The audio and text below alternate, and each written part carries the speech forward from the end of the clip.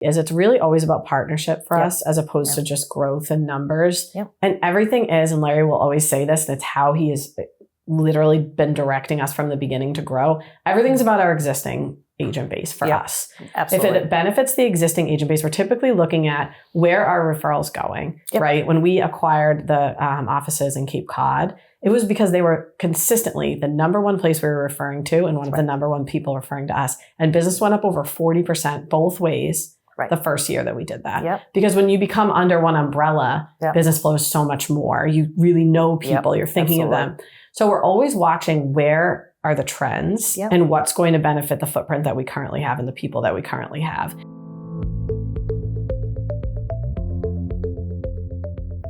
Good morning, and thank you for being here today. I am here with our CEO, Colleen Barry. Hi. Hello. Good morning. How are you? I'm great. Thank you. Today, what we're going to talk about is basically mergers and acquisitions, but really our growth strategy. Yep. So what's the strategy behind our growth? Obviously, we've had some substantial growth over the last 18 years. Absolutely. It's definitely a hot button topic industry-wide at the moment, looking at these opportunities right now. So we wanted to sort of break down what our strategy is today, just for anyone that is curious. It might be helpful for someone thinking about taking on the idea of acquisitions, but also just helpful for people to understand because it's very specific and it always has been. Yep. It is. And it's nuanced too. I mean, it's so complex, really. There's so much more to it than just acquiring a company in terms of volume. Agreed. Can you sort of just jump right in with like why we feel like we should cover this topic today? Yeah, absolutely. I mean, I think, well, there are a number of reasons, but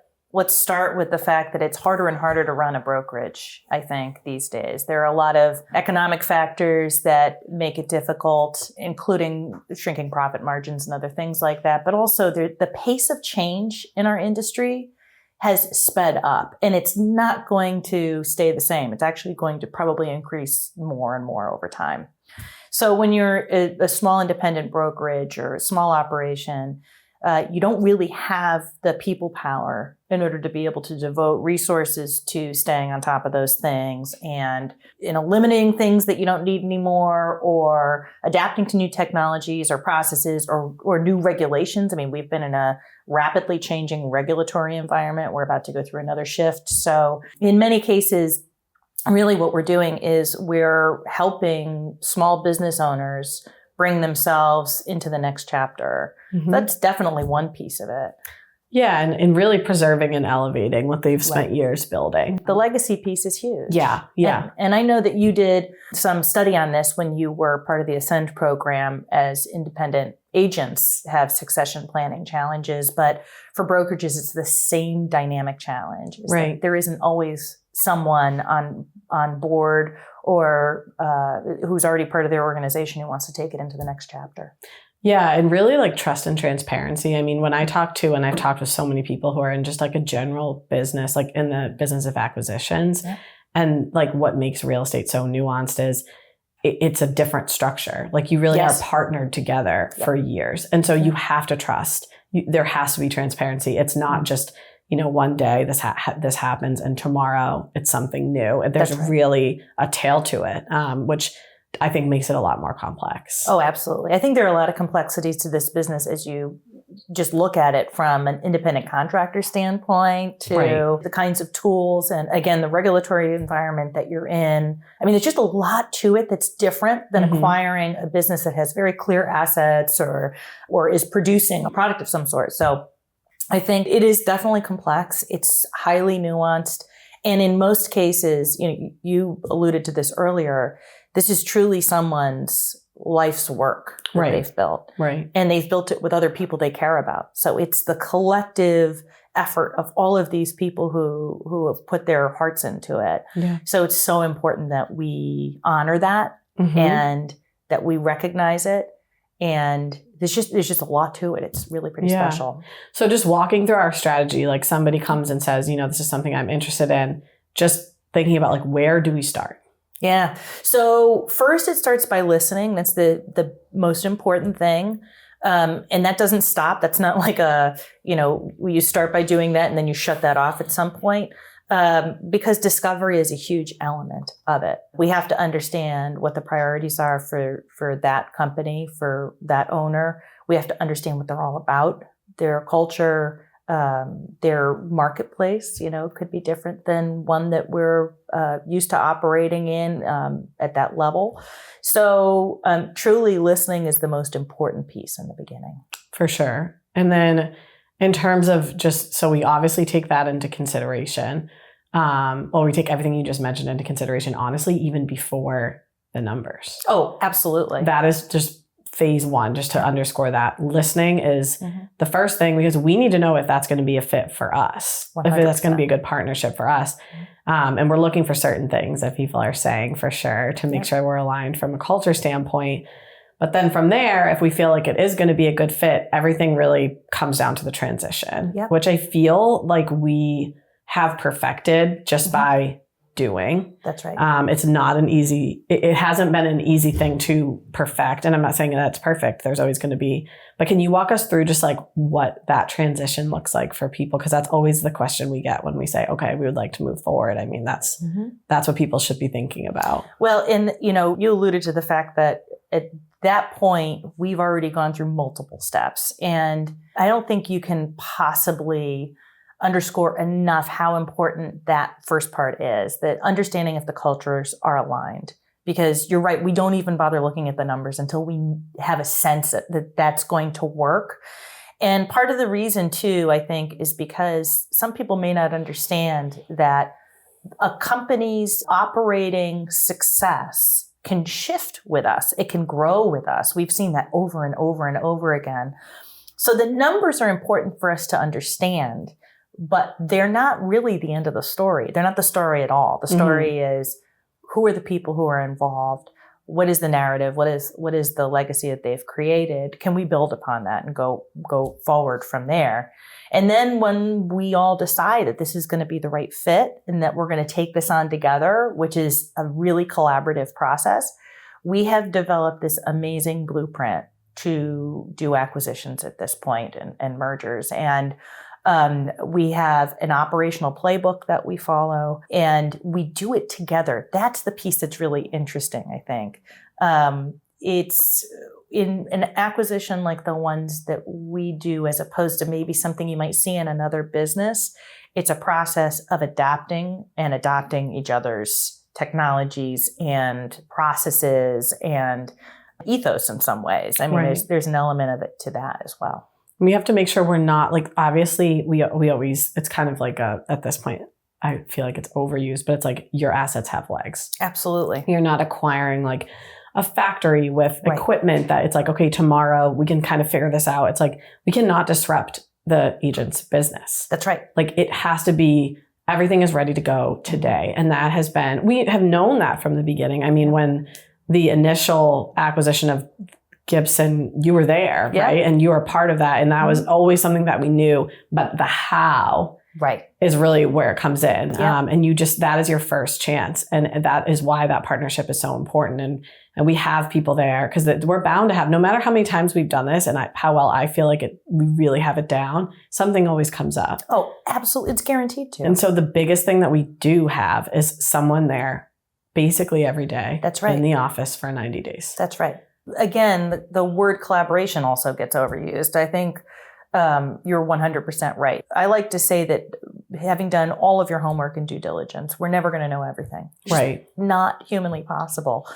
So part of that process of getting to know one another and, beginning with listening and then going through their tools, their processes, their procedures, all of that is also building a rapport and a relationship where we know going into this, as we hit those unexpected challenges, those unexpected discoveries, we're just going to tackle it together. Right. And it actually becomes, every time you run into something, it's an opportunity to deepen that relationship. It really is. Yeah. So we've done this over and over and over again. And each time I find that I grow to love and care about and respect the people on the other side as we're working on this thing together. Right. So it's a really special thing. I feel like I always kind of have in my head, because it can be a little bit of a stressful time for everybody, but it's like, clarity, consistency, and communication. Absolutely. That's just what we're going to do. Yep. We're always going to communicate with you. It's always going to be clear and it's going to be consistent. And if something is messed up, we're communicating, right? That's right. We're bound to hit little roadblocks, but as long as we're sort of falling into those 3 categories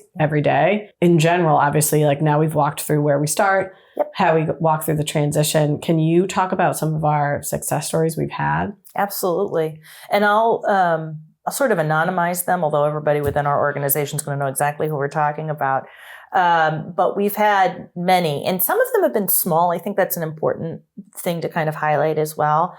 Some of them have been rather small, where it's just a team of maybe 10 or fewer agents and owners. Others have been over 100 and spanning over significant distances. So each one of these is different on its own, just based on the dynamics of the company itself and the marketplace that it's in.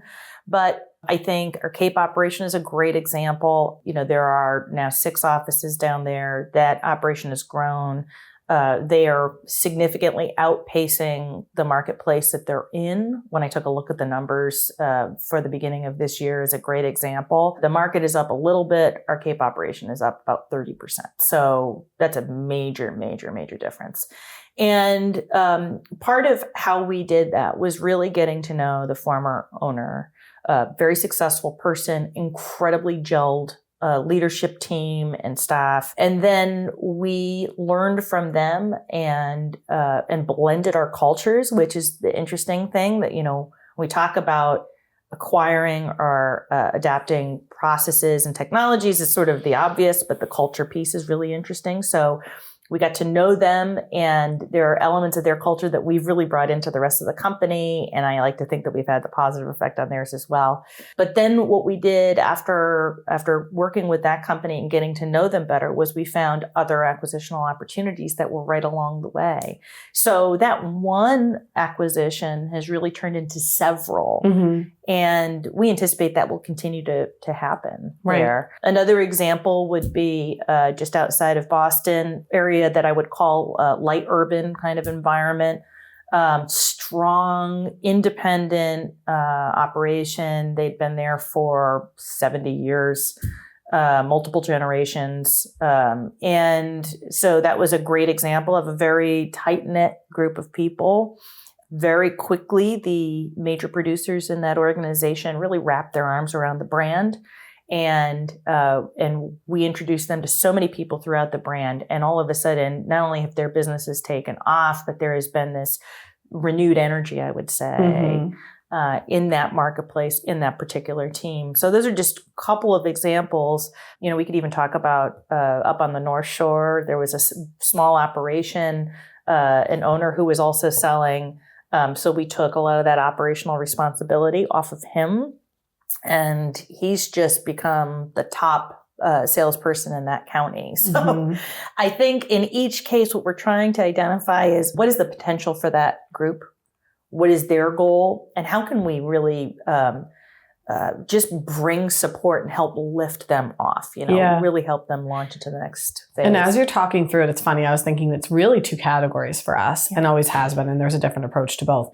There's either typically a smaller operation where the person has decided, like, I don't really want to I always say it's 1 foot on the boat, 1 foot on the dock. Yes. It's really hard, especially in this time. And it's only getting harder to try to figure out how to support your agents and run the brokerage and company side. Yep.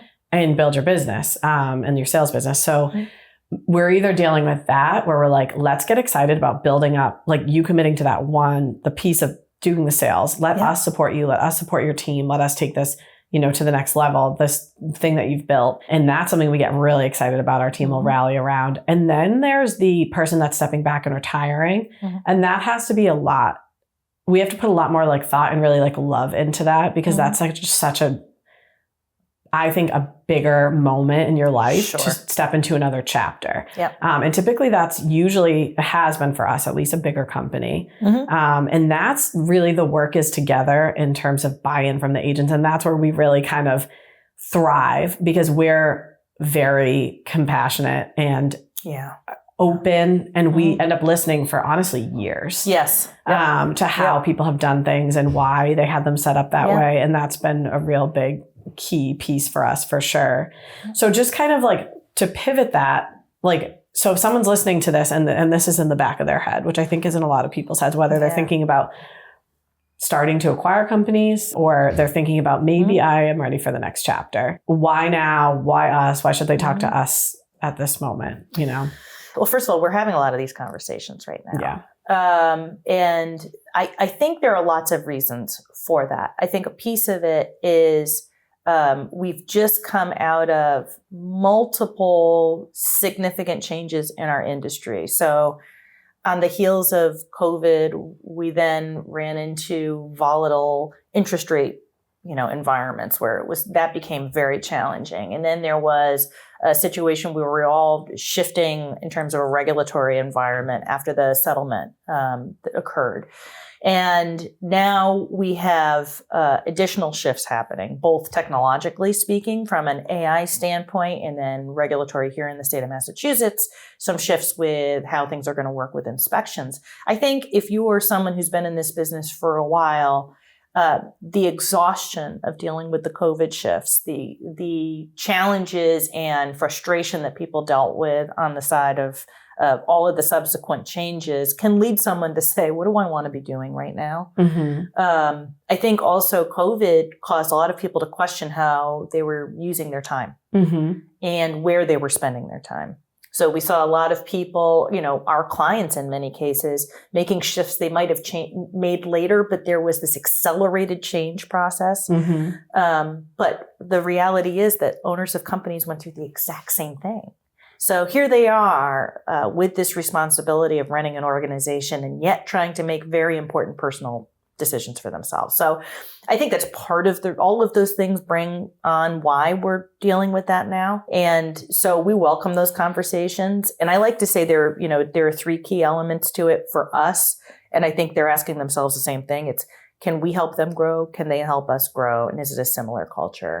And so I think, what we experience again and again and again, and we just had this happen very recently, is someone saying, we choose you because we're aligned. There's a instant connection really with people, like the chemistry fits. So I think that's really kind of why, and then what happens when you're in the room. Yeah. And we are happy to be a resource or just a sounding board for anyone in any state that you're in. If you're thinking about doing this yourself, like, we're very collaborative that way. We've had numerous meetings helping people in that regard. And I think, like, also to add why us, we do marry nicely the two. We have people who have been, that are at the helm, the owners of our company that have been in the industry for 40 plus years, who have that knowledge. We have a brand that has real sophistication, real reputation. And then we sort of bring in this more youthful, new ideas, innovative element, and we combine those two.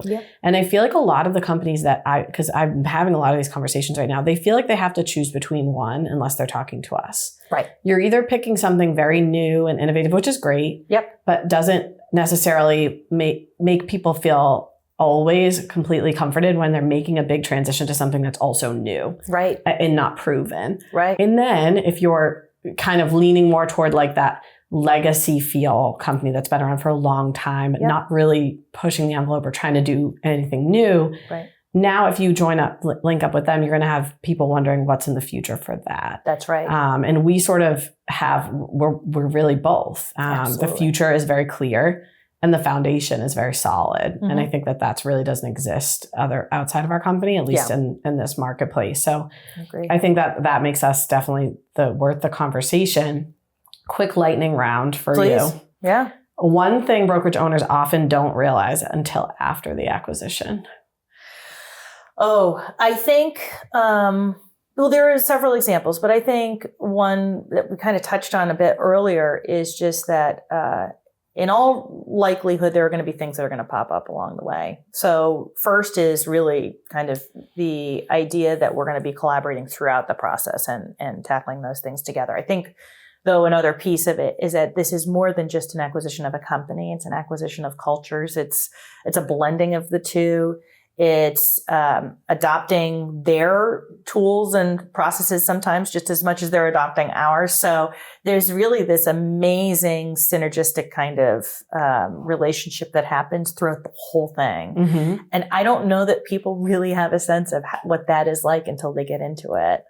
Yes, for sure. So a surprising lesson we've learned in the process. You know, one thing that I've learned that actually has been pretty special is I think people think that we are selling them a story about our culture. And again and again and again, and we hear this from agents who join us as well as in the acquisitions, they say, we cannot believe how nice everybody is. Mm-hmm. We can't believe how special this organization is. So that's something that has truly surprised me along the way. I just assume that everybody That's kind of how it is operates everywhere. that way. I know. That is always like shocking to me. That shouldn't be a surprise. No, right. One piece of advice you'd give a brokerage owner just starting to think about selling. One huge piece of advice, and we've seen this over and over again, both in when people make the right decision and when they make the wrong one. They are already. I mean, they've kind of looked at the range of what they could be getting from a dollar value versus the human value piece. Mm-hmm. I think in most cases, they've already kind of done that, but we have seen some quite sad stories where they went just for what they thought was going to be the highest number, and one of two things occurred. Either they never actually got that number because of the way the contract was written, or two, and in many cases, just as tragically or maybe even worse, is when the company comes apart as a result of the cultures not aligning. Mm-hmm. So I think I would, as a current owner, someone who's considering making this kind of important decision, I'd be looking at the people element of it much more than the number piece, because the numbers can come in a bunch of different ways. Yeah. And to speak to the numbers in one like layer deeper, if you're really just starting to think about it, I think of like a P&L like a puzzle that you're going to work on together. And I think that a lot of people shy away from getting the valuations done. They shy away from really digging into their P&L. It's like almost like standing on the scale. Like you just don't want to know. It's almost like getting like you're going to go get like, I don't know, your general physical and like your labs and your blood sugar. And it's like, well, I'll kick that out because like I'm going to get healthier. It's like, just get it now. Yes. Know where your baseline is and then to like make a plan to improve. Absolutely. It might not be as bad as you may think, right? Or it might be, but that it's nothing ever that you can't change, but you can't change if you don't know what it is. Right. So not avoiding it, just like if that is even a thought in your head, getting to know that P&L, and like I say, it's just a puzzle. Yep. It's not a reflection of you. It's not there's so many things that can be tweaked. And oftentimes when you work together with another company that has scale, you're going to be surprised what could be done. So just not being shy about digging into that early on and knowing what it is when you walk in too, because you don't want to be shocked by that That's either. a really good point, because we've seen people shocked before. And in the cases where they're not, it's usually because they've sought outside advice beforehand. Right. Mm-hmm. And there are several organizations. I was just at a T3 conference. They're one of the organizations that does it. And then there are a lot of independents who also do it. Yeah. We work with George, but there's so many. Yeah. So I think just to kind of wrap us up and underscore like what our strategy is, it's really always about partnership for us as opposed to just growth and numbers. Yep. And everything is, and Larry will always say this, that's how he has literally been directing us from the beginning to grow. Everything's about our existing agent base for us. Absolutely. If it benefits the existing agent base, we're typically looking at where are referrals going, right? When we acquired the offices in Cape Cod, it was because they were consistently the number one place we were referring to and one of the number one people referring to us. And business went up over 40% both ways the first year that we did that. Yep. Because when you become under one umbrella, business flows so much more. You really know people. You're thinking of them. So we're always watching where are the trends and what's going to benefit the footprint that we currently have and the people that we currently have. And I think that if you're listening to this and you're thinking about doing this, and again, like we really are an open book, that has been the key. Right. Because everybody's happy and everybody's excited for the growth together versus if you're doing it for numbers and you're doing it for volume, your current people aren't going to be happy with it if they're not benefiting from it. So that will always be our strategy. We'll always be looking in like only for people that are going to be genuinely good partners for us, a culture fit, and really would benefit the current team that we have. So agreed. Thank you for doing this with me today. I Thank hope it's you. helpful for anyone listening, and you know where to find us.